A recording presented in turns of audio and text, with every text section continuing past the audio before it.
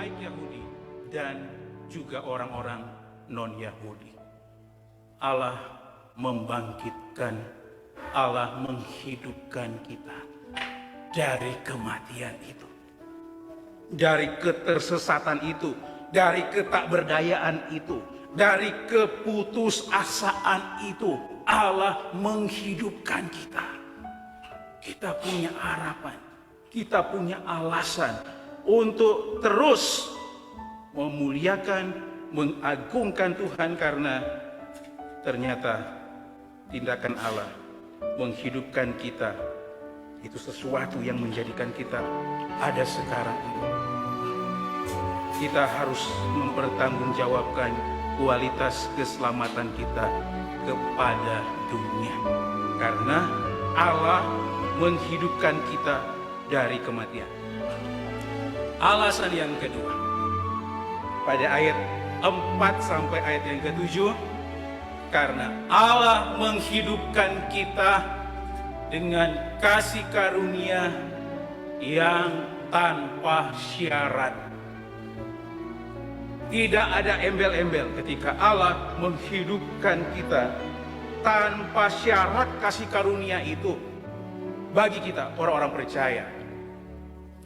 Kasih Allah adalah kasih yang besar dan rahmatnya adalah rahmat yang melimpah. Begitu besar, tidak terlukiskan, dan begitu melimpah, tidak habis-habisnya. Kasih yang besar, rahmatnya melimpah, tidak terlukiskan, berlimpah-limpah, tidak habis-habisnya. Allah menghidupkan kita dengan kasih karunia yang tanpa syarat. Sungguh kita harus bersyukur. Bagaimana? Kita lihat tanpa syarat seperti apa.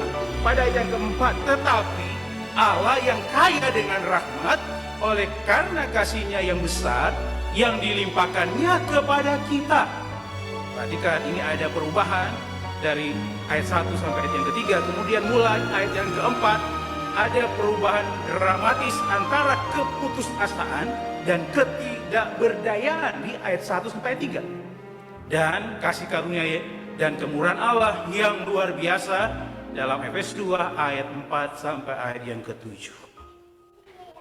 Allah sudah menghidupkan kita dari kematian, dari keterpurukan, dari ketidakberdayaan, dari ketersesatan. Dan sekarang kita melihat kasih karunia itu sungguh melimpah-limpah.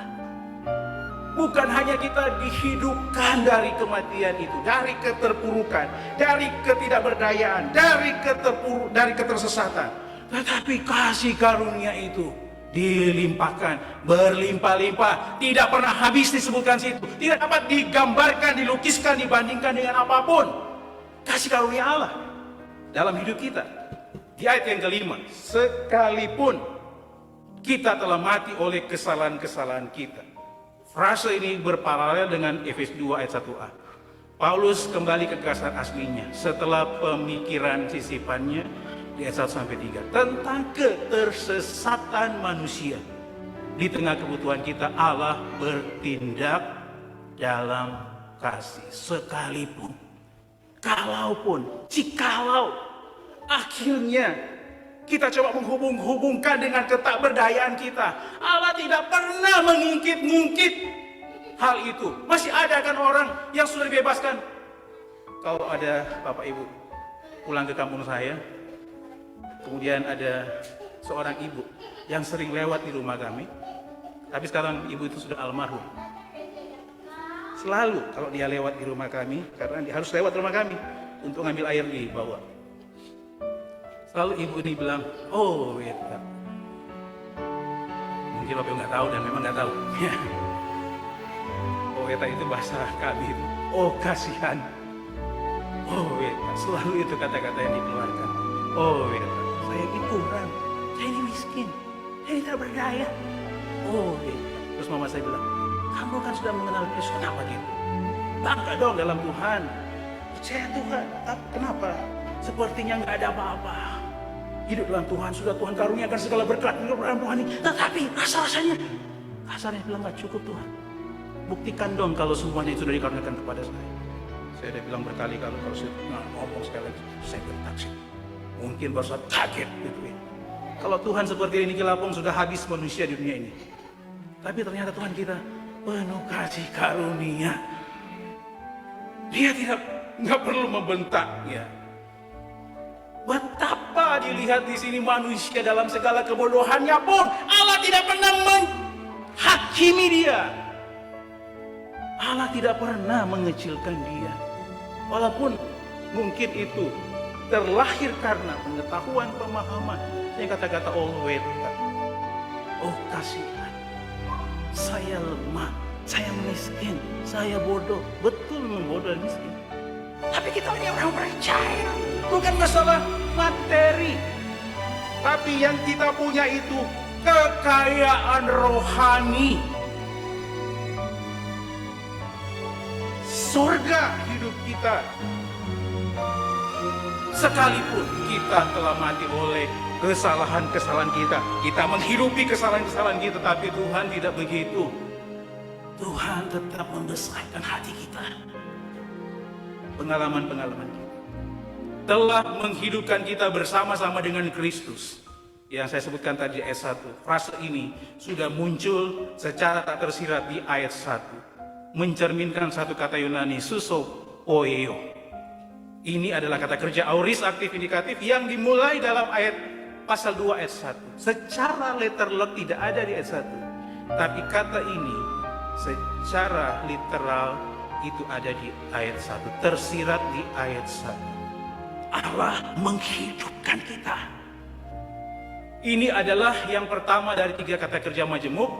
Dengan kata depan Yunani sin yang berarti berpartisipasi bersama dengan Dia. Menghidupkan kita bersama-sama dengan Kristus. Apakah kita disejajarkan dengan Kristus? Tidak. Tapi Allah menjadikan kita harus termotivasi, harus terdorong melihat Kristus yang berkarya di tengah hidup kita. Allah menghidupkan Kristus sama dengan Allah menghidupkan ini Kilapong. Berpartisipasi bersama dengan. Kemudian ayat 5 dan 8, oleh kasih karunia kamu diselamatkan. Ini adalah suatu perfect passive very plastic participle yang saya sebutkan tadi, yang diulang dalam ayat 2 pasal 2 ayat 8 untuk penekanan. Ini berarti bahwa orang percaya telah diselamatkan di masa lalu oleh pelaku dari luar. Dengan hasil yang melekat, mereka telah dan terus diselamatkan oleh Allah. Pekerjaan Allah menyelamatkan kita terjadi di waktu lalu. Tetapi itu rangkaian peristiwa yang tidak bisa terlepas dengan keberadaan orang percaya sekarang ini. Tanpa penebusan, tanpa karya dari Allah, kita tidak ada apa-apanya sekarang. Peristiwanya terjadi di waktu lalu, tetapi efeknya kita bisa rasakan sekarang. Oleh kasih karunia kamu diselamatkan. Kemudian di ayat 6 diulang lagi, di dalam Kristus Ia telah membangkitkan kita.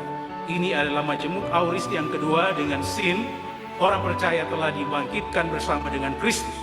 Orang percaya telah dikuburkan bersama Dia dalam baptisan dan dibangkitkan bersamanya oleh Bapa yang telah membangkitkan Yesus. Dibangkitkan oleh Roh yang kalau kita baca di dalam Roma pasal 8 ayat yang ke-11. Di ayat yang ke-7, pada masa yang akan datang orang Yahudi percaya pada dua zaman. Zaman kesesatan saat ini, kita baca di pasal 1 ayat 4 Galatia, dan zaman kebenaran yang akan datang. Dua rangkaian very plastic disebutkan kembali di sini. Satu peristiwa di waktu yang lalu dan satu peristiwa di waktu yang akan datang. Itu pun bercokol sekarang ini. Tidak mudah kita keluar dari kesulitan. Tapi ketika kita menyadari Allah membangkitkan kita dengan kasih karunia yang tanpa syarat, kita tidak akan kelihatan orang percaya linglung, matanya kosong, jiwanya kosong, hidupnya tanpa arah. Tapi kita terus bersyukur selalu, dan selalu kita mengalami pergumulan-pergumulan yang tidak pernah berhenti.